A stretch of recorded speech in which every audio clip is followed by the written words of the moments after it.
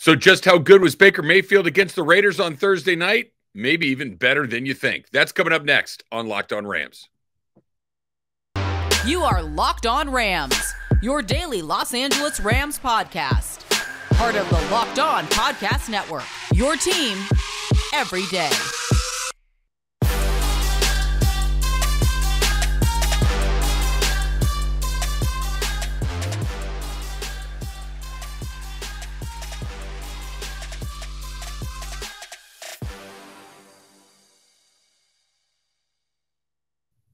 Thanks for making Locked On Rams your first listen every single day, free and available wherever you get your podcast, part of the Locked On Podcast Network. My name is Travis Rogers. You can follow me on Twitter under that name, at Travis Rogers, Rodgers. Thanks for making us a part of what you do every single day. When I am not hosting Locked On Rams, of course, I am the host of the Rams pregame show, their halftime show, and their postgame show on their flagship station, ESPN 710, as well as a daily talk show host on that very same 710 ESPN, the Travis and Sliwa show every day from 10 a.m. until 1 p.m. So make sure that you check those out. We get the pregame show started 2 hours before kickoff, which means on Monday, a week from today, we'll get that one going about 3:30 in the afternoon. So check that out if you can. Today's episode of Locked On Rams is brought to you by PrizePicks. PrizePicks is daily fantasy made easy. Pick 2 to 5 players, and if they score more or less than their PrizePicks projections, you can win up to 10 times your money on your entry. First-time users receive a 100% instant deposit match up to $100 with the promo code Locked On. That's PrizePicks.com. Your promo code is Locked On. Here's what's coming up on today's pod. The Rams coaching exodus continues. You thought that maybe it might slow down a little bit in a season where the Rams were having a down year.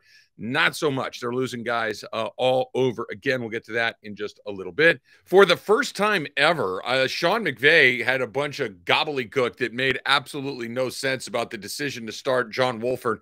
We'll try to figure out exactly what that was all about. That's coming up in just a couple of minutes as well. But let's start with Baker Mayfield. Let's start with what we saw on Thursday night, because now with the benefit of a little bit of time and a little bit of perspective after, what took place on Thursday night where the Rams were down 16-3 in the fourth quarter. Baker Mayfield puts a couple of touchdowns on the board and they win the game 17-16 with a late throw to Van Jefferson. Just the highlight of the season and the euphoria of the moment, because keep in mind, the Rams had lost 6 games in a row going into that. It had been a season from what that had been just dreadful. And there really had not even been a moment this year where you're like, all right, well, at least that was fun. Baker Mayfield took care of all that on one night. He comes in, he gives you a spark, he gives you energy, all the things that we've been talking about that the Rams have been missing this year. And that certainly was there in buckets. And they won the game. So now all of a sudden, the 6-game winning streak, or losing streak, I should say, is history.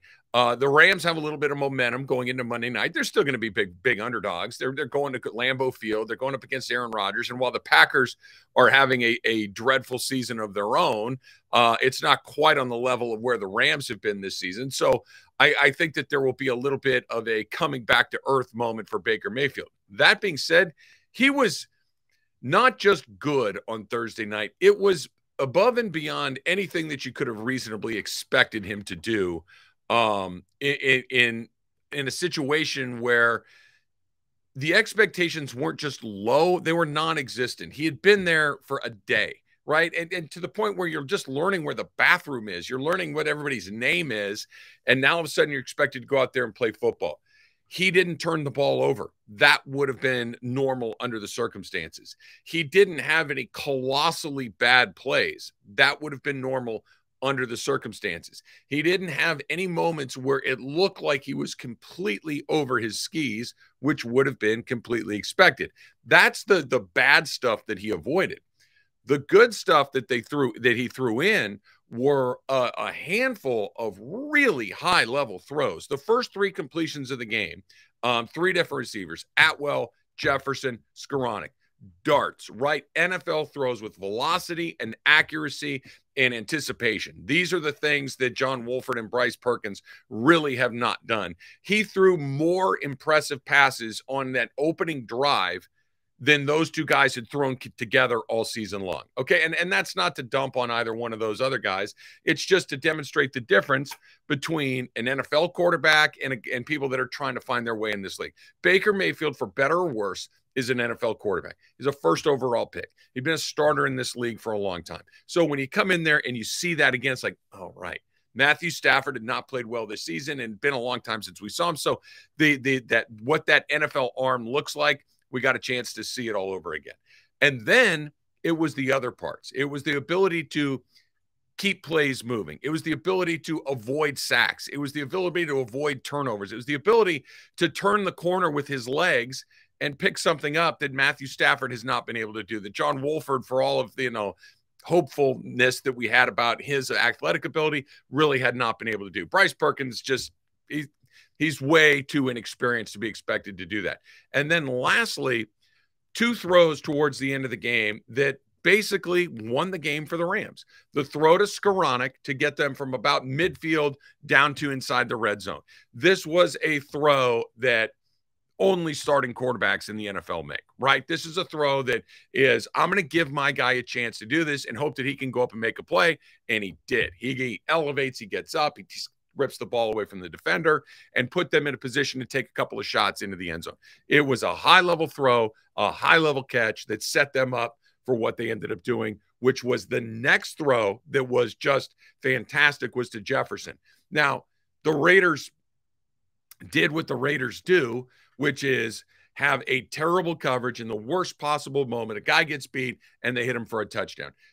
Still have to make the throw. You still have to make the catch. That throw to Van Jefferson was in the bucket, right? There was no way the defender was getting there. It's one of those passes that's very difficult for the receiver not to catch. It was thrown with timing. It was thrown with anticipation. It was thrown with touch, and it was a touchdown.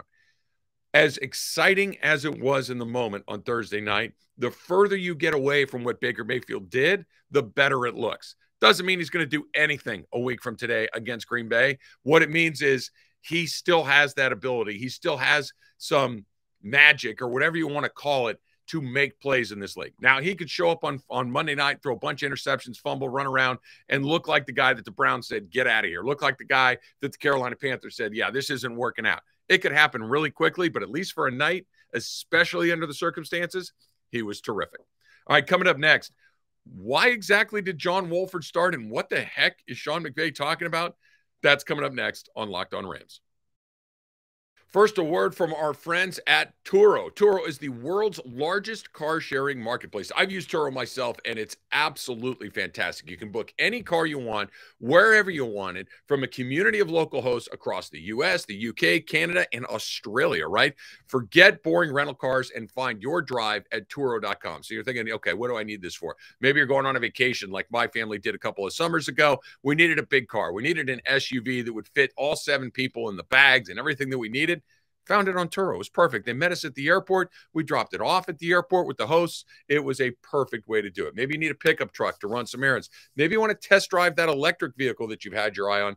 Every trip is backed by liability insurance. Terms and conditions and exclusions apply. Forget your boring rental cars and find your drive at Turo.com. This episode of Locked On Rams is brought to you by Audible. Audible is releasing a new slate of football podcasts that we are sure to love, that you are sure to love as well. That's why you'll be able to find a sneak peek of Think Like a Champion available right now as a bonus episode on Locked On Presents. Think Like a Champion is a brand new podcast from Russell Wilson and Audible. He is a champion on the field, but off of it, we rarely know the grind on the path to greatness. Russell Wilson, alongside co-host Harry Wilson and Trevor Moawad, digs into how high-performance athletes, artists, and leaders push the boundaries of their potential. It is available for free on Audible and wherever you get your podcasts. Head on over to Locked On Presents for a sneak peek of Think Like a Champion, or catch the full series available anywhere you get your pods, available everywhere. Now, Audible, get in the game. Thanks for making Locked On Rams your first listen today. For your second listen today, check out the Locked On Sports Today podcast.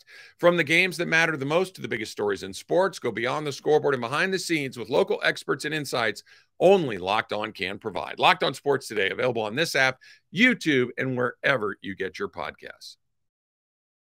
All right, so one of the things that I have found most interesting about Sean McVay and his team, other than the winning, other than the incredible enthusiasm and energy and the culture that he's able to build, all of the obvious things that, you know, when you have a successful coach that you're looking for, of course, are great. But one of the things that I don't think that Sean McVay is like a lot of other coaches. Now he goes into full coach speak, right? That he'll go in and, you know, I didn't put us in the right positions. I got to do a better job. All the credit goes to the players. That one's on me. He has those, and they all do. Every head coach in the league has a set of things that they're going to tell you at any given moment, and that is what it is, right?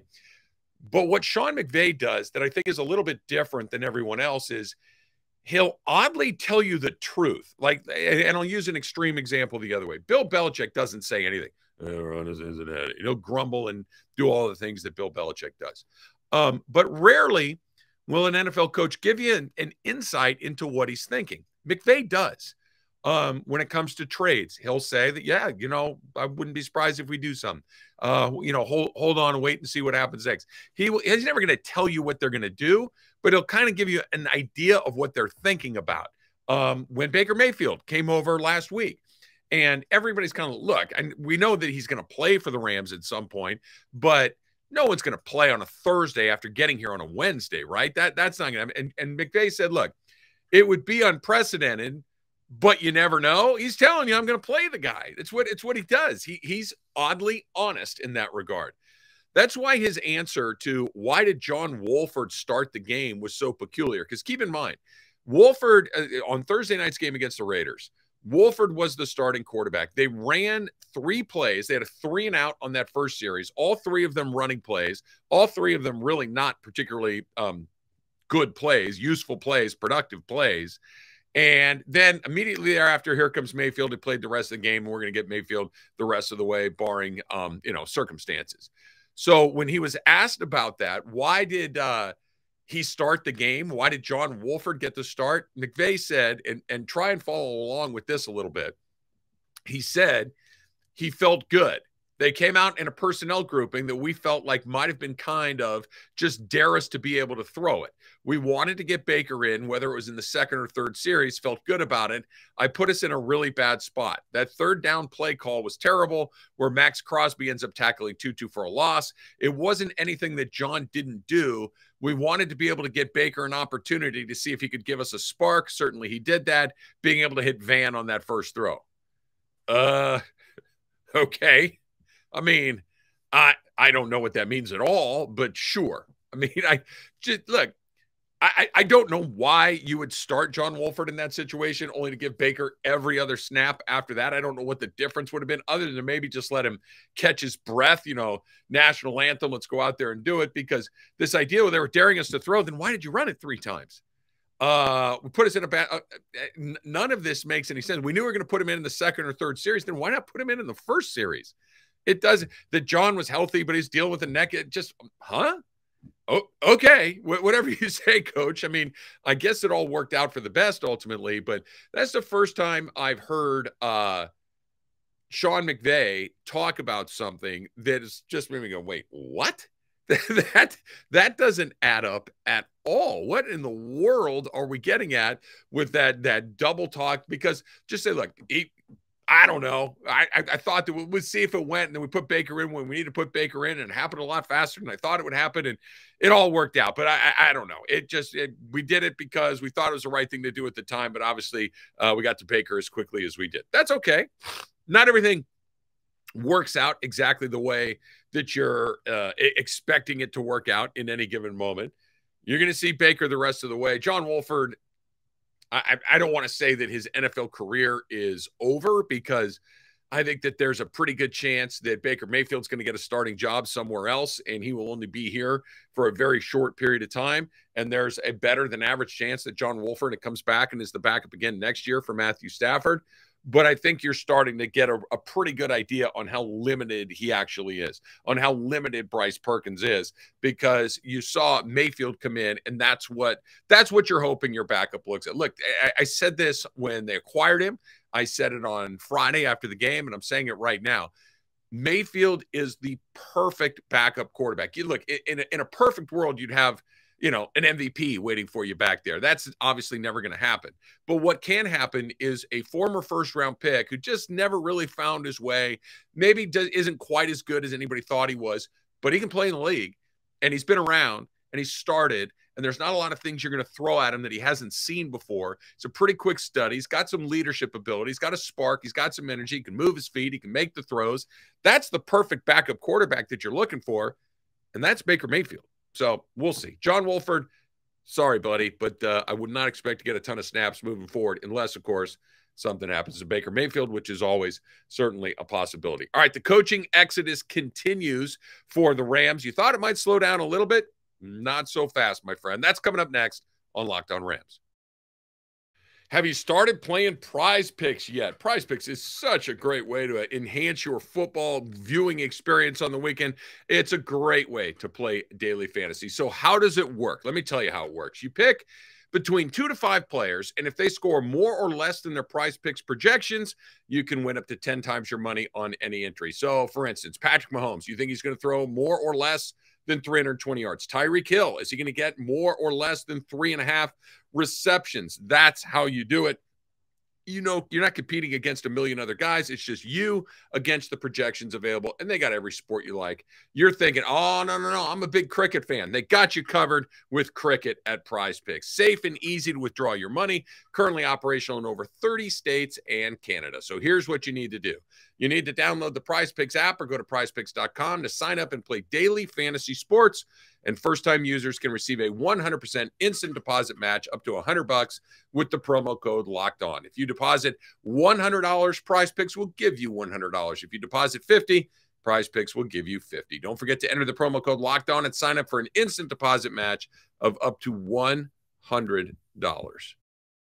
Thanks again for making Locked On Rams your first listen every single day, free and available wherever you get your podcasts. My name is Travis Rogers. Click that subscribe button in your podcast feed. Check us out on Locked On Rams on YouTube as well. That is a great way to take in the podcast. So Liam Cohen is leaving again, right? This is somebody that was the offense coordinator at Kentucky. He came here to Los Angeles to be the offensive coordinator with the Rams, and now he is leaving the Rams again to become the offensive coordinator at Kentucky. So there you go. I guess it's gone full circle around the way. This is life with the Los Angeles Rams. This is life when you are the an assistant coach near or maybe even not so near to Sean McVay. You are in very high demand. You are somebody that other programs, other NFL teams, other college programs are going to have their eyes on. This is the way that this goes. You thought that maybe it might slow down a little bit this year because the Rams are 4-9, because they have not looked particularly good. I don't think that's the case, because look at what's going on. The Bengals, Zach Taylor, really good football team in the Super Bowl last year, coming back this year with another chance to make a run in the playoffs. Look at what Kevin O'Connell is doing in Minnesota with the Vikings. I know they got housed yesterday, but they're on top of their division. They're going to the playoffs with a chance. Brandon Staley is the head coach of the Los Angeles Chargers, and while maybe they're underperforming a little bit, it does seem like they're responding to him to some degree. So you look around the league, and more of these guys that have come from the Sean McVay tree are thriving in the places that they've gone to. You're Matt LaFleur in Green Bay having a down year this year, but this is really the first time that we've seen him struggle a little bit. The McVay tree is bearing fruit. So guys are going to keep coming and picking fruit off the branches, and it's Cohen, and Rashad Samples is leaving as well to go to Arizona State. And this is what is going to happen. I've said this before. We talked about a lot during the offseason. This is not only an important part of what makes Sean McVay. I think it's arguably the second greatest trait he has as a head coach. And what I'm talking about, I think the best thing he has is he can motivate. He can develop culture. He can get guys to buy in. And in the NFL, that's everything. Get guys to believe in what you're selling. Get guys to believe in the we, not me kind of ethos that he's put in that building. That's number one. Number two is hire good people. Hire the right people for the right job. Look at all of the guys that I just mentioned have gone to other places. Look at Raheem Morris as his defensive coordinator. Look at Wade Phillips, who was one of his first hires when he got the job a few years ago. He knows the right people to put them in the right positions to help him. He's not scared of hiring people that are really smart and really good and may ultimately leave to go run their own programs or go to another team or get a promotion somewhere else. That's what great leaders do. The bad leaders, Jeff Fisher, right? Guys that hire bums who aren't going to be able to take their job, that they can steamroll, that they're not worried about them coming in and taking their job. Sean McVay doesn't do that. Sean McVay is loaded with confidence. He obviously can ID talented coaches, as evidenced by the guys that have gone other places and had the success that they have. And I think it's something that he's going to continue to do. I think you're going to see this is normal for the Rams. Maybe you're not going to have NFL head coaches one after the next. By the way, don't be surprised if Raheem Morris gets an NFL head coaching job at the end of the season. The Rams defense has been very, very good. Very, very good. So that could happen as well. But this is life on the Rams staff. You come here, you serve an apprenticeship under McVay for a while, and your name's going to go to the top of a lot of people's lists, and it's happening again right now. All right, got a nice long week getting ready for the Monday night game against the Green Bay Packers. So we got a lot to get to on the Locked On Rams podcast this week. Cannot wait to do it. Thanks for making us your first listen every single day. For your next listen, check out the Locked On Sports Today pod. Biggest stories, instant reactions, big game recaps, and, of course, the take of the day. It's available on the Odyssey app, YouTube, and wherever you get your podcasts. Until next time, whose house? It's Locked On Rams house.